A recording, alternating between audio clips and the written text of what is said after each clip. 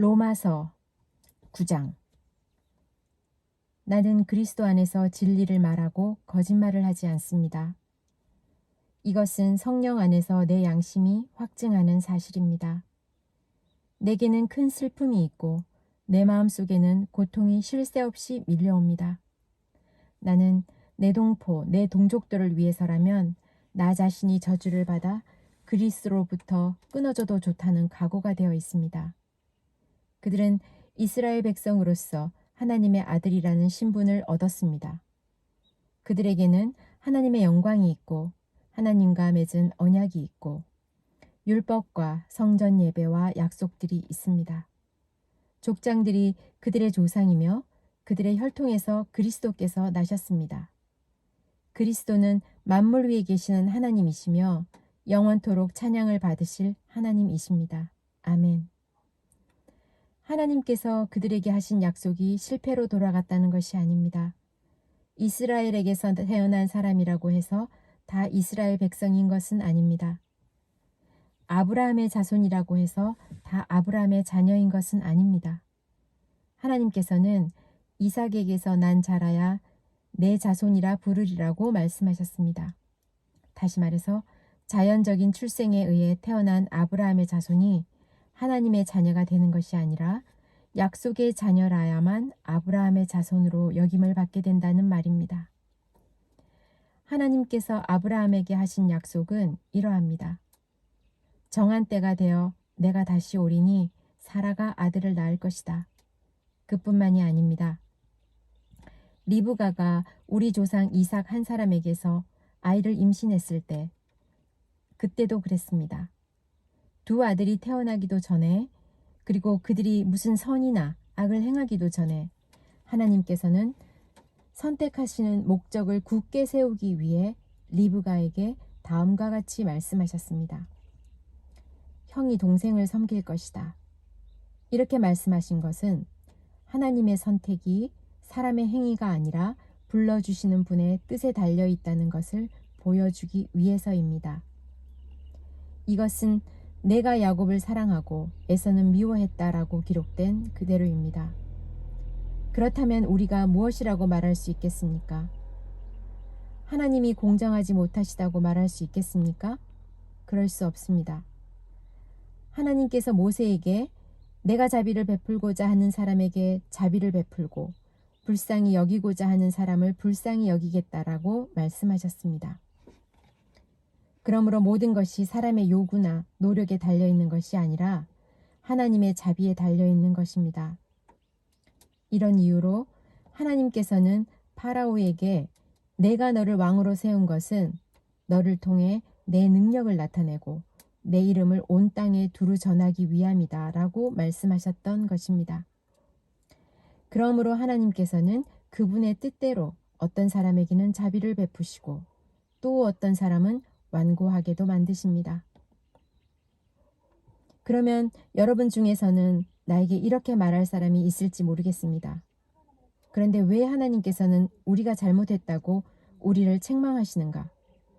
하나님의 뜻을 거스를 사람이 누가 있단 말인가? 그러나 사람이 무엇이기에 감히 하나님께 말대꾸한단 말입니까? 토기 그릇이 자기를 만든 사람에게 왜 나를 이렇게 만들었소? 라고 말할 수 있습니까? 토기 그릇을 만드는 사람이 똑같은 진흙으로 귀하게 사용할 그릇과 천하게 사용할 그릇을 만들 권한이 없단 말입니까? 하나님께서 진노를 나타내시고 그분의 능력을 사람들에게 알리시기를 원하셨으면서도 멸망받기로 되어 있는 진로의 그릇들을 인내로서 참아주셨다면 어쩌겠습니까?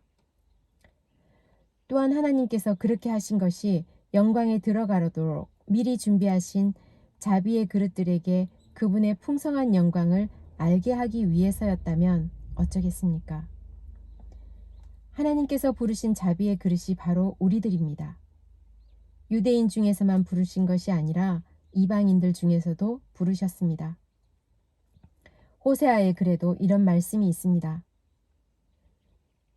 내 백성이 아니라고 말했던 사람을 내 백성이라 부르겠고 내가 사랑하지 않았던 사람을 사랑하겠다. 그리고 이런 말씀도 있습니다. 너희는 내 백성이 아니라고 그들에게 말한 그곳에서 그들은 살아계신 하나님의 아들이라고 불리게 될 것이다. 또한 이사야는 이스라엘에 관해 이렇게 외쳤습니다. 이스라엘 자손들의 수가 바닷가의 모래처럼 많을지라도 남은 자만 구원을 얻을 것이다.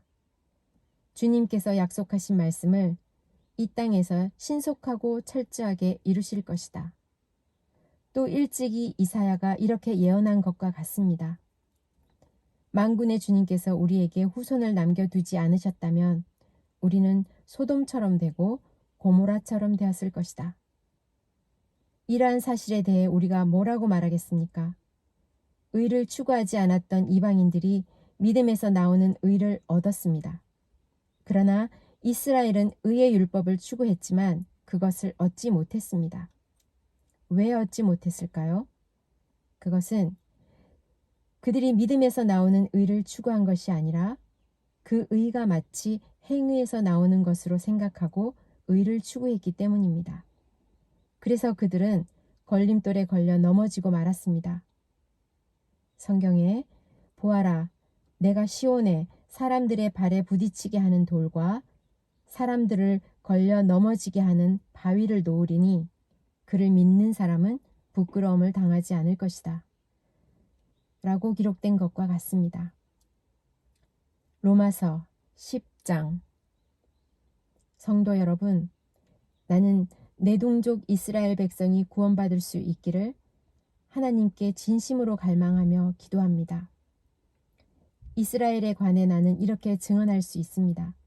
그들은 하나님께 대한 열심이 있습니다만 그 열심이 지식에 기초하고 있지 않다는 것입니다. 그들은 하나님께서 주시는 의를 알지 못하고 자신의 의를 세우려고 노력하였기 때문에 하나님께서 주시는 의에 복종하지 않았습니다. 그리스도께서는 모든 믿는 자에게 의가 있도록 하기 위해서 율법의 마침이 되셨습니다. 모세는 율법으로 얻게 되는 의에 관하여 율법을 행하는 사람은 율법으로 말미암아 살 것이다 라고 기록했습니다. 그러나 믿음으로 얻은 의는 이렇게 말합니다. 너는 마음속으로 누가 하늘에 올라간단 말인가 라고 말하지 마라. 이 말은 그리스도를 땅으로 모셔 내려오겠다는 뜻입니다. 또는 누가 땅 아래로 내려간단 말인가 라고 말하지 마라. 이 말은 그리스도를 죽은 사람들로부터 모셔 올리겠다는 뜻입니다. 성경이 무엇이라고 말합니까? 말씀이 내게 가까이 있으니 내 입에 있고 내 마음에 있다. 이것이 바로 우리가 선포하는 믿음의 말씀입니다. 여러분이 만일 여러분의 입으로 예수님은 주님이시다 라고 고백하고 또 마음으로 하나님께서 그리스도를 죽은 자들 가운데서 살리신 것을 믿으면 여러분은 구원을 얻을 것입니다. 여러분은 마음으로 믿어 의롭다함을 얻으며 입으로 고백하여 구원을 얻습니다. 성경은 이렇게 말합니다.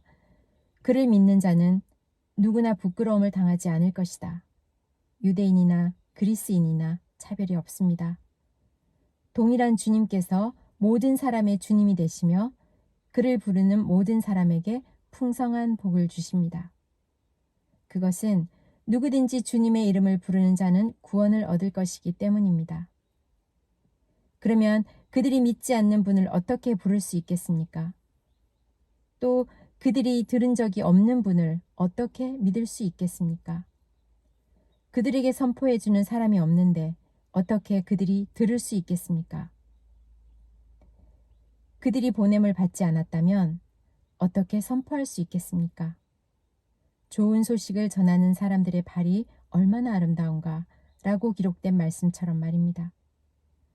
그러나 이스라엘 백성이 다 복음을 받아들인 것은 아닙니다. 이사야가 이렇게 말하였습니다.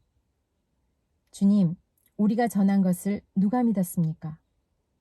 따라서 믿음은 말씀을 듣는 것에서 얻게 되고 말씀 듣는 것은 그리스도의 말씀을 통해서 얻게 됩니다.